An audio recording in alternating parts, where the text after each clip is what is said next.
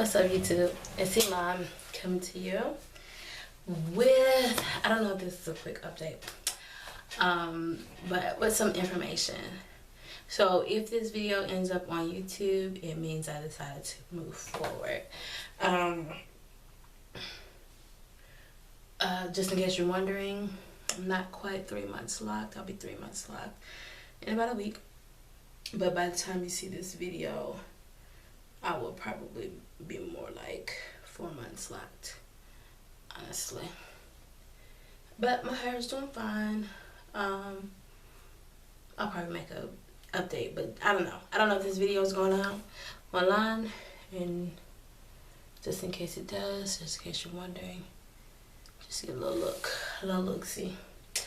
I just did a mini retie to the front of my hair just so it looks neat, but I didn't do the entire head. All right, so the real topic. Okay, so you guys know I've talked about my weight on YouTube for probably at least 4 years now, and I just struggle with my weight. I always have, and so before I got pregnant with my son, I actually considered the lap band procedure, and found out that my insurance would cover it, and found out how much money I needed to move forward. But before I could have my first appointment, I found I was pregnant with my son. So that was 4 years ago, almost 4 years ago. My son is 3, and yeah, he turned 3 in June, and it was around this time 4 years ago when I had decided I wanted to get the lap band. But I found out in October, like October 23rd or something like that, I found out that I was pregnant. So, and today's like the 13th. Okay, so fast forward, since then I have done different boot camps and Weight Watchers, and I've lost some and gained it all back. My highest weight recorded without being pregnant was 284 pounds. I had gotten down to about 240 something pounds, but the last year I've been hovering around between 250 and 260. So I just had an appointment last Wednesday, I think, at this clinic here in the Houston area called True Results. And I went in thinking, when I made the appointment, I was thinking that I wanted the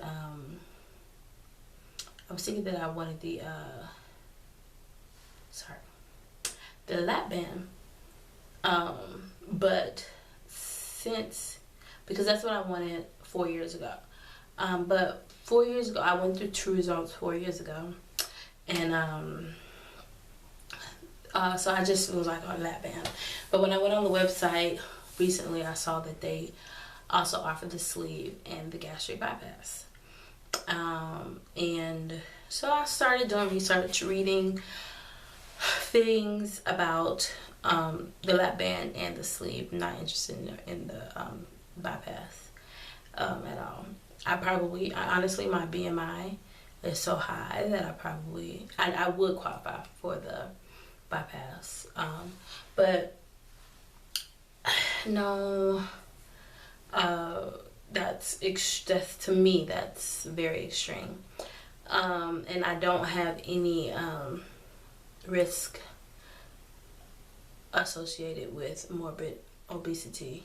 The only thing that I have is obesity. So you know, I'm not diabetic, I'm not hypertensive, high cholesterol, high blood pressure, none of that. Thank God. All I can do is say thank God for that. That I don't suffer from any of those. That I don't suffer from any of those illnesses. Let me move this. But my husband and I want more children, and I am 33. I'll be 34 in about 6 weeks. So, and we only have one child. He's 36. Well, yeah, he's 35. He will be 36 shortly after I turn 34. So, you know, we only have the one, and I will be grateful for my one, but we do want more. So I feel in order to carry another baby, I really need to get the weight off. When I got pregnant with my son, it was after I had been spent months working out, and I didn't really lose a lot of weight, but I did change my eating habits and stuff, and you know, I just got healthier. And so that's probably, my weight is probably a factor in the regularity of my cycle. I mean, not to be like overly graphic, I'm not like super irregular or anything, but weight can play a factor in whether or not you actually ovulate. Just because you have a cycle doesn't mean that you actually ovulate. And so I want to make sure, I want to do everything that I can to get healthy for me. Like, I want to enjoy my body. I want to like what I see in the mirror. I love to shop. However, I have not enjoyed shopping in years because of my weight. And I want more children, and I have been overweight and pregnant, so I can have it again. You know, if the Lord wants me to have another one, I don't have to lose weight. But I just remember how uncomfortable I was when I was pregnant with my son. It was not the best feeling to be carrying around so much weight, and I really put on a lot of weight when I was pregnant with him. So, shoot, I'm not trying to do that again. Yeah. So, I have decided that I want the gastric sleeve. I looked into the lap band, and it doesn't really scare me at all. Like, I'm not scared of some of the risks that are associated with lap band, but as I started to just like read and research and see other people's experiences, someone who has a lot of weight like me to lose, I have noticed that if they started with the band, some of them got down to a good, healthy BMI goal. You know, many of them, I won't say some, many of them, but either they didn't get to their goal, close enough to their goal, and had to go back and get the sleeve or the bypass, or they had trouble with their bands. And that's not to discourage anyone from getting the band, because I think the successes still outweigh the possibility of something bad. But I don't want to have 2 surgeries. Like, I don't know how my body's going to react. My body might be the perfect candidate for a lap band, but you don't know until they put the thing in you. And so I don't want to get it, you know, either lose weight and then years down the road find out that it needs to come out, and then I'm faced with the possibility of gaining the weight back again, or, you know, or just my body rejects it. And there are complications with any surgery that you have, no matter what. But yeah, so I'm gonna go with the sleeve. I have plenty of vacation days, and I also have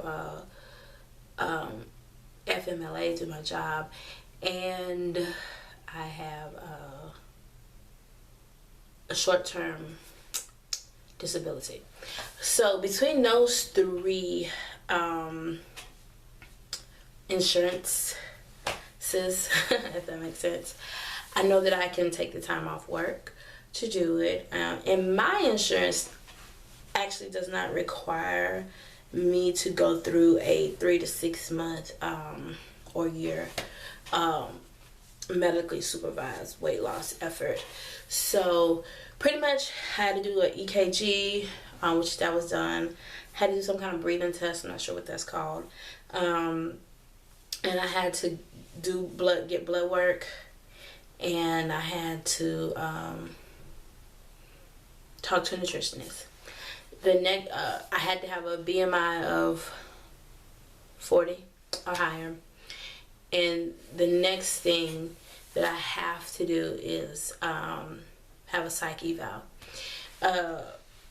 So I haven't heard back from my blood work, but I do have an appointment for a EDG or EGD. I don't know. It's the esophagus something.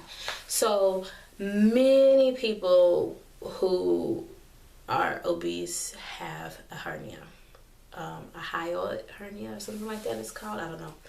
But many people who are obese have hernia, and the doctor that's gonna perform my procedure, I had to sign a release or whatever that stated that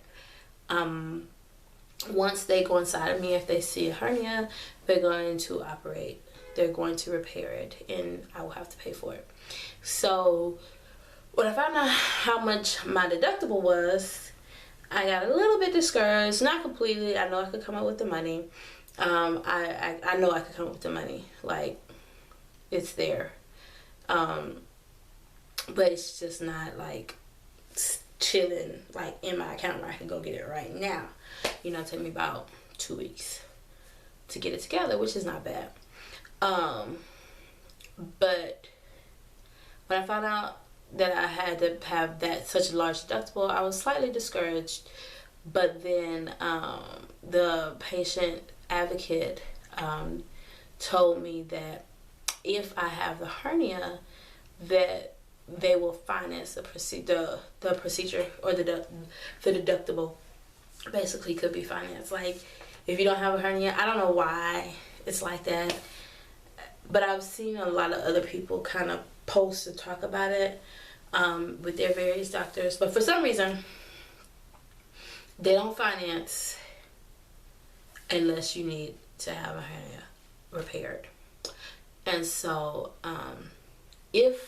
so I go in on Wednesday they're gonna put a laparoscope down my throat to see if I have a hernia. If I have a hernia, it will finance the deductible, and I will just make monthly payments. And I can have the surgery whenever. I know I have to have the psych eval, and I don't know how long it actually takes once I have that psych eval. I don't know how long it'll take for, my paperwork to be submitted and for the insurance to approve it. But I'm hoping that is a really quick process, and